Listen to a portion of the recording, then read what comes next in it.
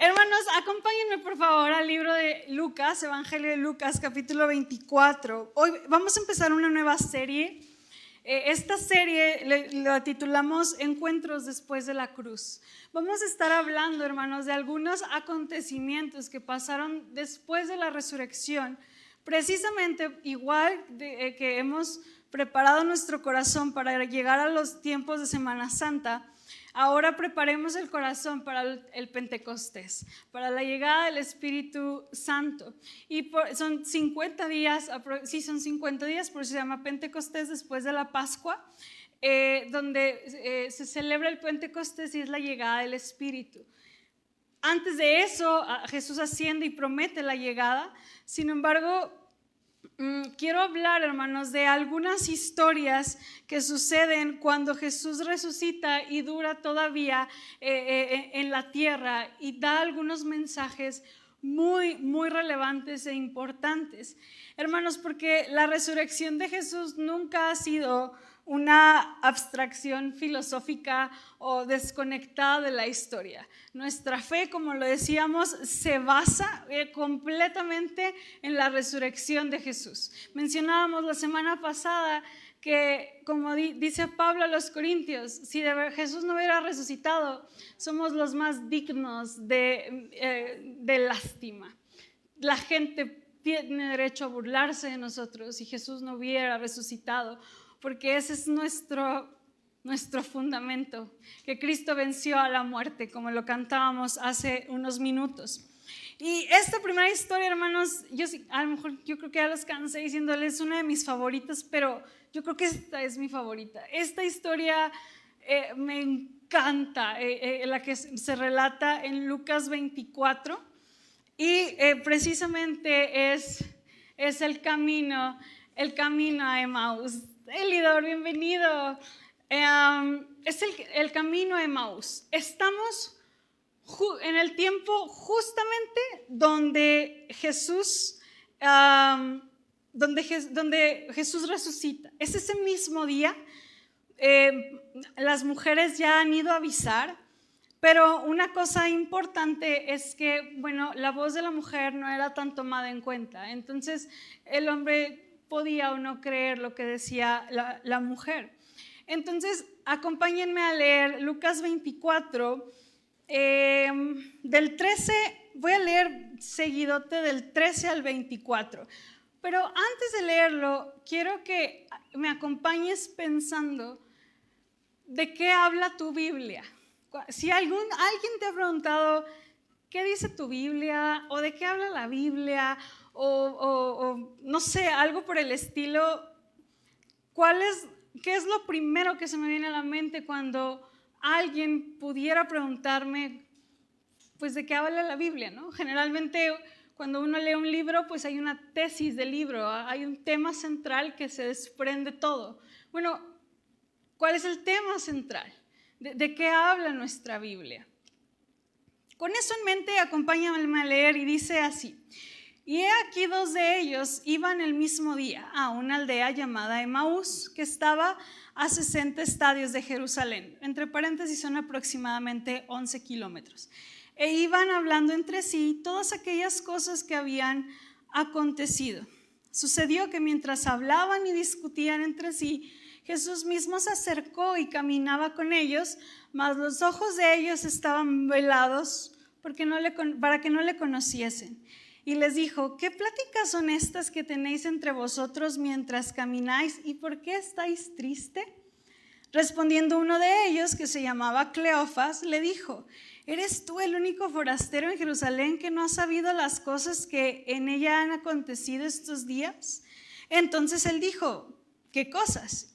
Y ellos dijeron, de Jesús Nazareno, que fue varón profeta, poderoso en obra y en palabra delante de Dios y de todo el pueblo, y cómo lo entregaron los principales sacerdotes y nuestros gobernantes a sentencia de muerte y le crucificaron.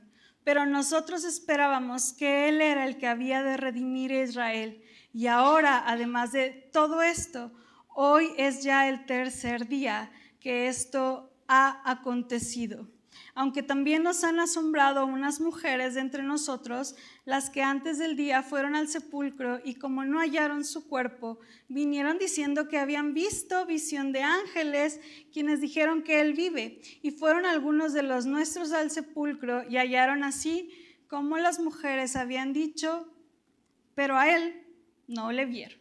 Es decir, hay dos hombres creyentes o seguidores de Jesús, solo mencionan un nombre, Cleofas. Algunos dicen que era su esposa, otros dicen que era Juan, y que iban camino a un lugar llamado Emaús, tristes, platicando de la muerte, derrotados, resignados de esta muerte. Habían escuchado que Jesús resucitó, pero incluso fueron al sepulcro, no vieron el cuerpo, pero seguían sin esa seguridad, o más bien seguían seguros de que Jesús había muerto. Y a mí, lo primero que encuentro es Jesús aparece y dice que sus ojos son velados y no lo reconocieron. No dice cómo, no dice si la apariencia de Jesús era muy diferente, no dice si, no sé, simplemente Dios hizo que no pudieran verlo como era. No lo dice, solo dice que no lo reconocieron. Y hermanos, escuchaba un comentario y decía el autor, cómo a veces en nuestras vidas estamos tan tristes, nos sentimos tan derrotados, sentimos que ya no hay esperanza, que no nos damos cuenta quién está caminando a nuestro lado. Estos dos varones iban sin esperanza alguna, habían puesto toda su confianza en Jesús.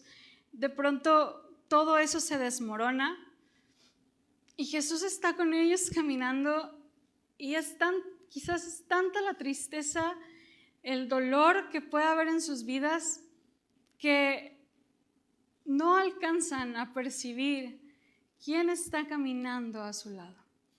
Iglesia, quizás usted está caminando y tiene ese sentimiento de soledad. Quizás usted hay tantas cosas que abruman su mente y está pensando y no se ha dado cuenta de quién camina junto a usted día con día. Jesús iba con estos dos hombres y de una manera quizás psicológica empieza a preguntar, ¿por qué están tristes? ¿Qué pasó?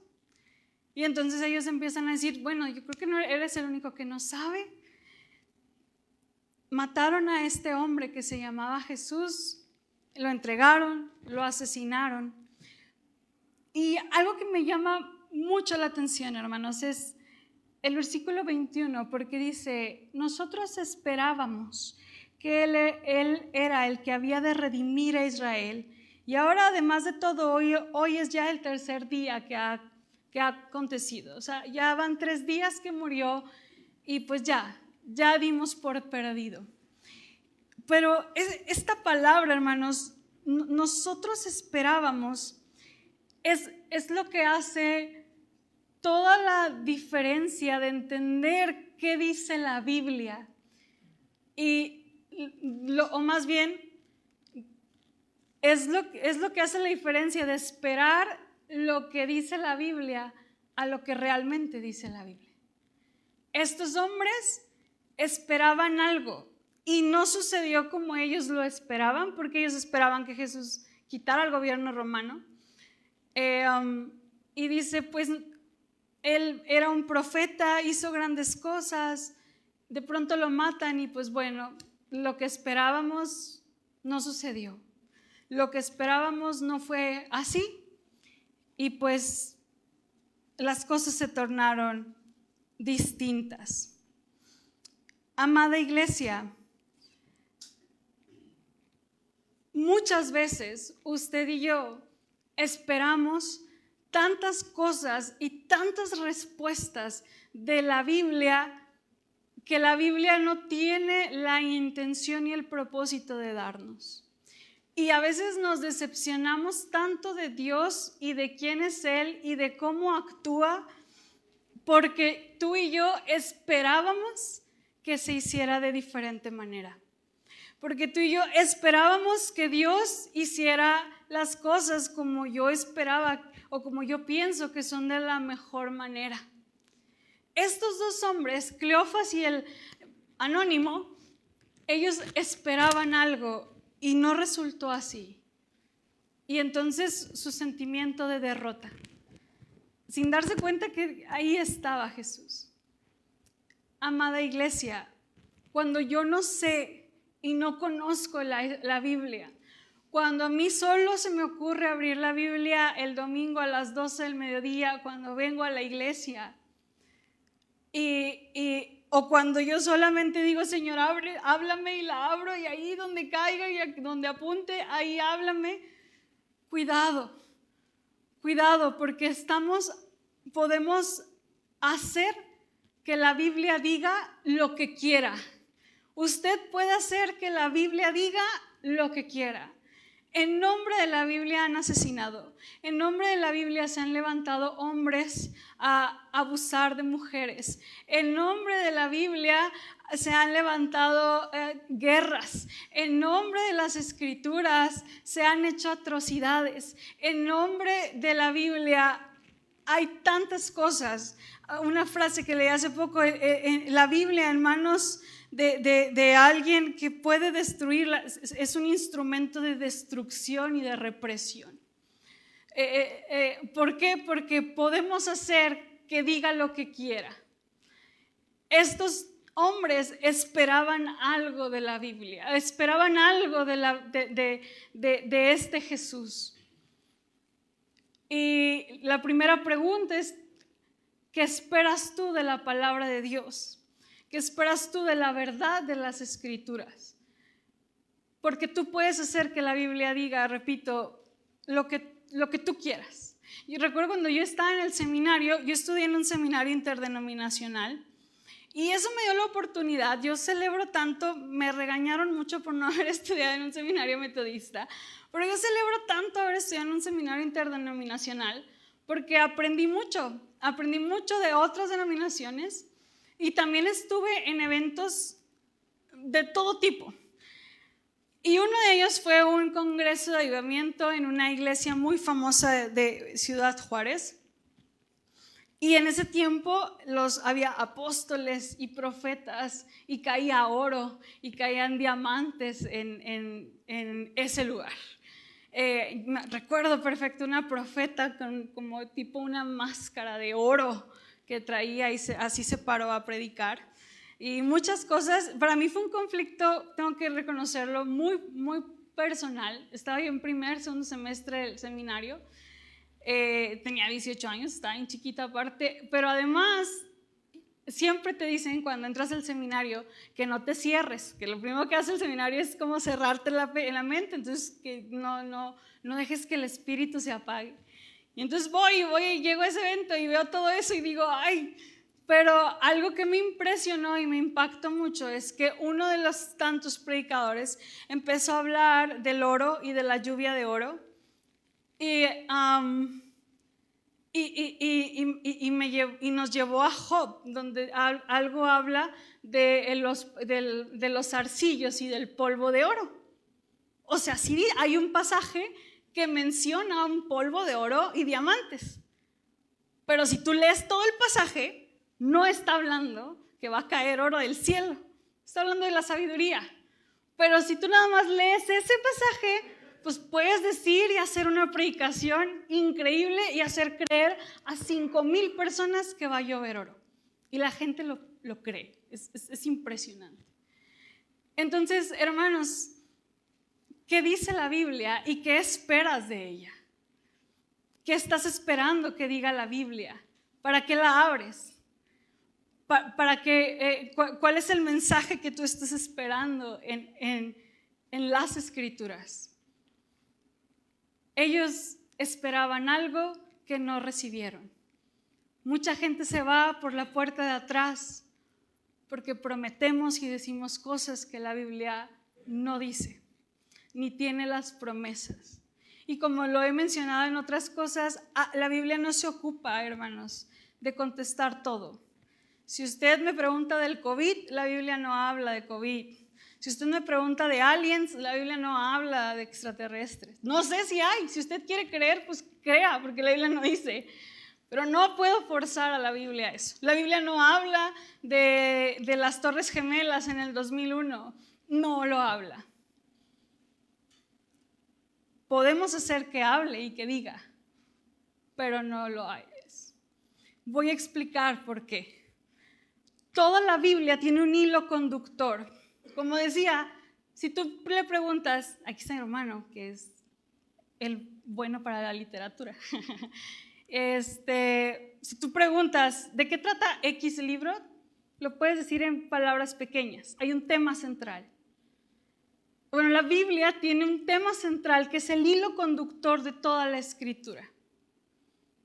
Y eso, hermanos, ese hilo conductor y ese mensaje es Jesucristo. Dice el versículo 25, entonces Él les dijo, oh insensatos y tardos de corazón para creer todo lo que los profetas han dicho. ¿No era necesario que el Cristo que padeciera estas cosas y que entrara en su gloria? Y este es mi pasaje favorito. Y comenzando desde Moisés y siguiendo por todos los profetas, les declaraba en todas las escrituras lo que de él decían. Estos dos hombres tristes, preocupados, derrotados y resignados por no haber recibido lo que esperaban, Jesús los regaña y les dice, insensatos, necios, en mexicano sería cabezones. No les ha caído el 20. No entendieron que era necesario que Jesús padeciera. Así estaba escrito. Y entonces el versículo dice, y comenzando desde Moisés, dudo mucho que Jesús trajera un papiro para explicar las escrituras. Los judíos se sabían la Biblia de memoria. Pero me encanta este pasaje, hermanos, porque una de mis materias favoritas es interpretación bíblica o hermenéutica. Es interpretar la Biblia o entender lo que dice la Biblia. Eso estoy estudiando en mi maestría. Y este pasaje me emociona tanto porque Jesús estaba siendo el intérprete. Jesús les estaba dando una clase de hermenéutica a estos dos hombres y a mí me emociona pensar que el mismo Jesús estaba dando una clase bíblica a estos dos hombres y dice, y comenzando desde Moisés hasta los profetas, la Biblia judía, el orden es diferente al que nosotros tenemos, pero él les estaba diciendo, o sea, vamos a Moisés. ¿Se acuerdan de la Pascua? Ahí estaba yo, ese era yo. Bueno, quizás antes en Génesis, ¿te acuerdas de Isaac, el niño que iban a sacrificar y lo detuve? Bueno, ahora el que se sacrificó, ahí estaba yo. ¿Te acuerdas del siervo sufriente de Isaías 53? Soy yo. Jesús les estaba interpretando la Biblia y les estaba diciendo, toda la Biblia, de todo lo que aprendiste desde tu niñez, me está señalando a mí. Mira, aquí dice, bueno, seguramente no era físico, pero ahí dice. ¿Te acuerdas de tal historia? Eso me representaba a mí o me estaba haciendo un llamado a mí. En el momento, en la presencia de Dios, en el lugar santísimo, el tabernáculo, ahora soy yo el que camina contigo. Toda la Biblia habla de mí y la Biblia te estaba enseñando que era necesario que Jesús padeciera. Hermanos, el hilo conductor de toda la Biblia tiene que ser Jesús. Si tú abres la Biblia esperando o procurando simplemente algo personal, tienes el riesgo de caer en un error interpretativo, y dos, no estás cumpliendo o no estás encontrando realmente lo que el Señor quiere decirte a través de las Escrituras. Y no quiero provocar en ti el temor de no leerlas, es todo lo contrario. Quiero que tú, cuando leas la Biblia, puedas decir: Señor, ¿qué me enseñas de Cristo aquí? Porque toda la Biblia Jesús estaba diciendo: habla de mí. Yo no sé de qué habla tu Biblia, en el sentido de que para qué la abres, para que me diga algo, para que lo responda. Sí lo hace, porque Él es bueno y amoroso. Pero el propósito principal de la Biblia, hermanos, es mostrarte a Cristo. Y estamos muy cortos si yo solo abro la Biblia sin buscar a Jesús en ella, sin encontrar a Cristo como Salvador, como ejemplo, como esperanza, como justicia, como Redentor, como refugio. Jesús es el hilo que une cada pasaje. Martín Lutero decía: todo pasaje habla de Jesús. Yo no he logrado encontrar a Jesús en cada pasaje, menos en Crónicas, pero cada parte de la Biblia me va a llevar a Cristo. Por tanto, hermanos, si usted abre su Biblia esperando que el Señor hable, yo creo que lo puede hacer, pero también usted está llamado a abrir su Biblia y encontrar a Jesús. Establezca en su mente el principio de que cuando lea su Biblia, Él es la luz central de todo el libro. Y en la medida en que eso se tenga en cuenta, nos equivocaremos menos en nuestro conocimiento de las Escrituras. Porque una vez que perdemos de vista a Cristo, toda la Biblia es enigmática, es llena de dificultad, es llena de preguntas, parece incongruente.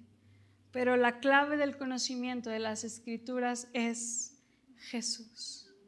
Y me emociona tanto pensar que Jesús dio una clase de hermenéutica a estos dos hombres.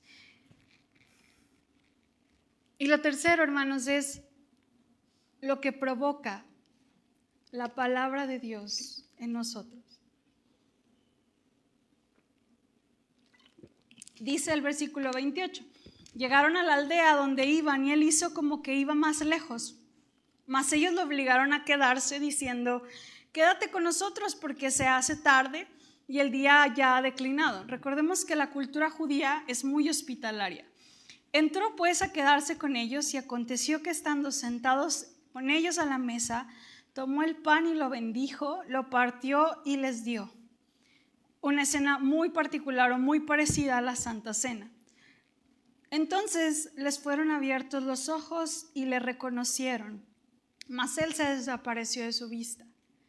Y se decían uno al otro: ¿no ardía nuestro corazón mientras nos hablaba en el camino y nos abría las Escrituras?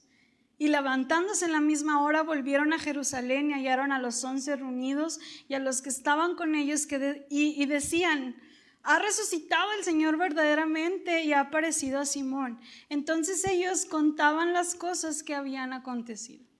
Es decir, Jesús llega con ellos hasta el lugar que tenían planeado.